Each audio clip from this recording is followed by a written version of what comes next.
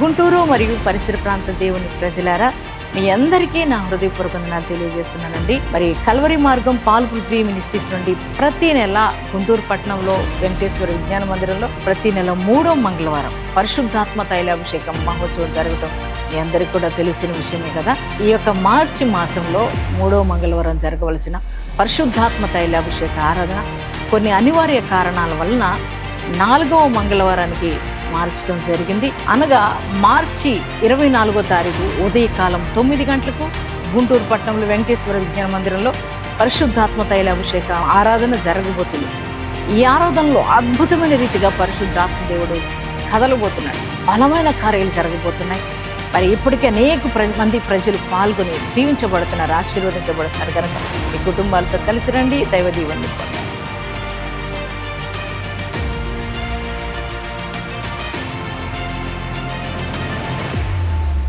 Praise the Lord. Hyderabad, Secunderabad జంట నగర దేవుని పిల్లలైన మీ అందరికీ నా ప్రత్యేకమైన క్రీస్తు పేరిట శుభములు తెలియజేస్తున్నాను. ప్రియులారా, ప్రతి ఆదివారం కల్వరి మార్గం పాల్ పృథ్వీ మినిస్ట్రీస్ నుంచి ప్రతి ఆదివారం సాయంత్రం 6 గంటలకు ఆదివారపు సాయంకాల స్వస్థత విడుదల ఆరాధన జరుగుతుంది. తార్నాక మెట్రో స్టేషన్ దగ్గర సన్మన్ హోటల్ ప్రక్కన president convention AC function hall నందు ఈ ఆరాధన జరుగుతుంది. ఇప్పటికే వేలాది మంది ప్రజలు తరలి వచ్చి దైవ అద్భుత కార్యాలు పొందుకుంటున్నారు, స్వస్థతలు పొందుకుంటున్నారు. బలమైన అభిషేకముతో కూడిన ఆరాధనలో పాల్గొని పరిశుద్ధాత్మలో ఆనందిస్తున్నారు. విడుదల కొరకు ప్రార్థనలు జరుగుతున్నాయి.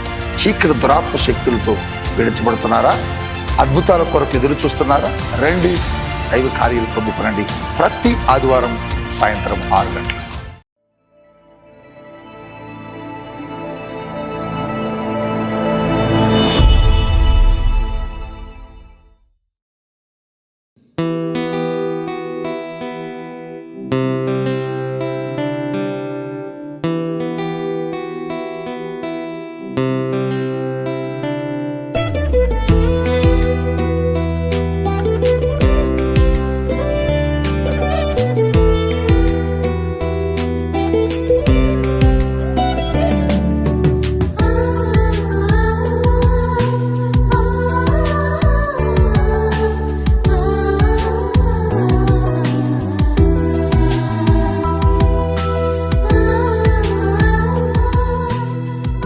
Praise the lord.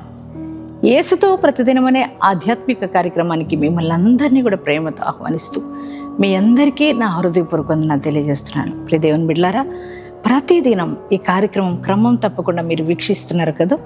మరి ప్రతి దినము దేవుడు మరి శ్రేష్టమైన వాగ్దానాల ద్వారా మిమ్మల్ని బలపరుస్తున్నారని నేనైతే నమ్ముతున్నానండి. చక్కటి శ్రేష్టమైన వాక్యాలు ప్రభు మనకు అందిస్తున్నారు కదా.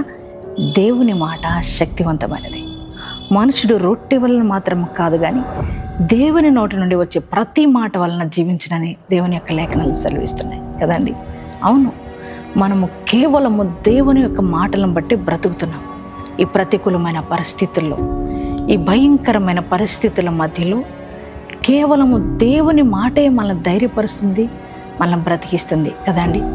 మరి ఈ దినం కూడా దేవుని యొక్క వాక్యాల కొరకు, దేవుని యొక్క వాగ్దానం కొరకు ఎదురు చూస్తున్నారని నేను నమ్ముతున్నాను. యేసయ్య శ్రేష్టమైన వాగ్దానం మన కొరకు ఇచ్చి ఉన్నారు. ఆ వాగ్దానం ఏమిటో చదువుకుందామా? పేతురు రాసిన మొదటి పత్రిక 5వ అధ్యాయం 7వ వచనాన్ని చదువుకుందాం. ఆయన మిమ్మును గూర్చి చింతించుచున్నాడు గనుక మీ చింత యావత్తు ఆయన మీద వేయుడి. బా, ఎంత గొప్ప దేవుడు మనం ఆరాధిస్తున్న యేసయ్య. మనం అనుకుంటాం మన యొక్క జీవితాల్లో అనేక పోరాటాలు ఎదురవుతున్నప్పుడు, అనేక సమస్యలు మన జీవితంలో ఎదురవుతున్నప్పుడు, అనేక కష్టాలు మన జీవితంలో వస్తున్నప్పుడు, నష్టాలు మన జీవితంలో ఎదురవుతున్నప్పుడు, అనేక శోధనలు ఆవరించినప్పుడు, భయంకరమైన రోగాలు మనల్ని అలుముకున్నప్పుడు మనం చాలా బాధపడుతుంటాం, చాలా చింతిస్తూ ఉంటాం కదండి. మరి ఇవన్నీ విషయాలు మన జీవితంలో జరుగుతున్నప్పుడు నిజంగా మరి మన పట్ల దేవునికి చింత ఏముంది? ఆయన మమ్మల్ని మర్చిపోయాడేమో, ఆయన నన్ను గూర్చి పట్టించుకోవట్లేదు, నన్ను గూర్చి ఆలోచించట్లేదు అని మనం అనుకుంటూ ఉంటాం కదా. అందుకే నా జీవితం ఇలా అయిపోతుంది అనుకుని బాధపడుతూ కృంగిపోతూ ఉంటాం. కానీ మన దేవుడంట మన కోసం చింతిస్తున్నాడు, మన కోసం ఆలోచించే దేవుడు. మనం ఆరాధిస్తున్న యేసయ్య. ఎంత కష్టాల్లో, బాధల్లో, ఇరుకుల్లో, పోరాటాల్లో మీరు నలిగిపోతున్నారో యేసయ్య చూస్తున్నాడు. ఆ చింతలన్నీ పోవాలంటే దేవుని బిడ్డలారా, మన మీద మనం పరిష్కరించుకోలేము ఆ సమస్యలను. ఆ చింతల నుంచి మనం బయటికి రాలేము కదా.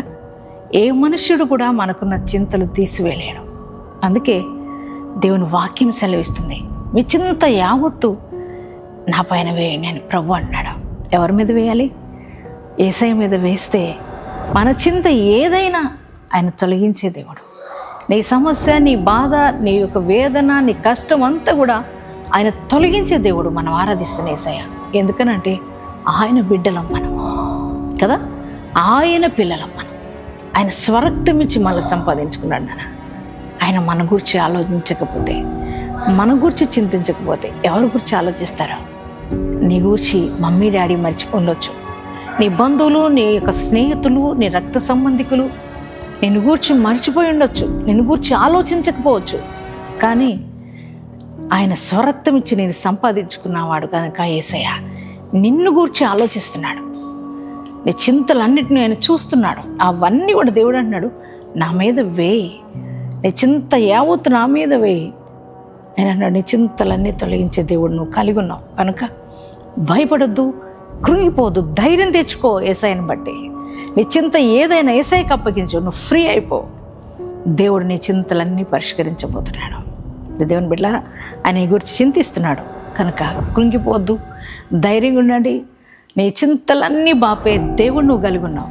ఆయన బట్టి ధైర్యం తెచ్చుకోండి. ఎంతమంది ఈ వాగ్దానం రిసీవ్ చేసుకున్నారు మీ అందరి జీవితాల్లో, ఈ వాగ్దానం నెరవేర్చబడను గాక. ప్రార్థన చేసుకుందామండి. Thank you father. పరిశుద్ధుడా, మహోన్నతుడా, నీకు వందనాలు, స్తోత్రాలు చెల్లిస్తున్నాం. ఘనమైన దేవ, బలమైన తండ్రి, నీకు వందనాలు, స్తోత్రాలయ్యా. ఈ ఉదయకాలం ప్రభా నాయన ఎంతో శ్రేష్టమైన వాగ్దానం ద్వారా మమ్మల్ని బలపరిచినందుకు వందనాలు, స్తోత్రాలు. ఎంత గొప్ప దేవుడు అయ్యా. మా గూర్చి నువ్వు చింతించుచున్న దేవుడు ప్రభా. అవునయ్యా, మా గూర్చి ఎవ్వరూ ఆలోచించేవారు లేరు, పట్టించుకునేవారు లేరు ప్రభా.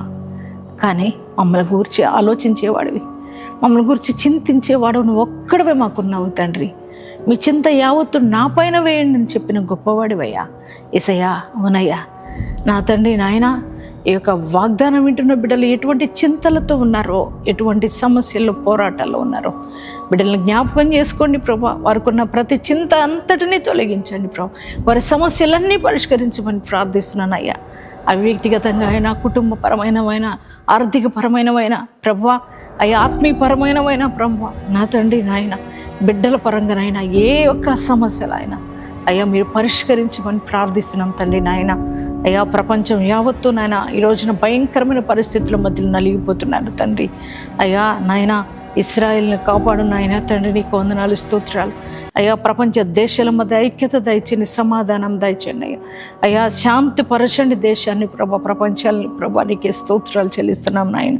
అయ్యా యుద్ధం బ్రేక్ అయిపోవాలి, కృప చూపండి అయ్యా. ఇరాన్కి అయ్యా నాయన, ఇజ్రాయేల్కి జరుగుతున్న వారు అంతా కూడా మీరు అయ్యా నిమ్మలపరచండి, సమాధానం దయచేయమని అడుగుతున్నాం ప్రభా. కృప చూపమని ప్రార్థిస్తున్నాం నాయన. అయ్యా దేవానికి స్తోత్రాలు చెల్లిస్తున్నాం. ఈరోజు మ్యారేజ్ డిస్పాడేజ్ చేసుకున్న ప్రతి వారి జీవితంలో కూడా నీ గొప్ప కార్యాలు జరిగించమని అయ్యా నాయన. ఈరోజు ఎగ్జామ్స్ రాస్తున్న పిల్లలను కూడా మీరు దీవించి ఆశీర్వదించమని యేసు నామములో ప్రార్థిస్తున్నాం తండ్రి. ఆమేన్.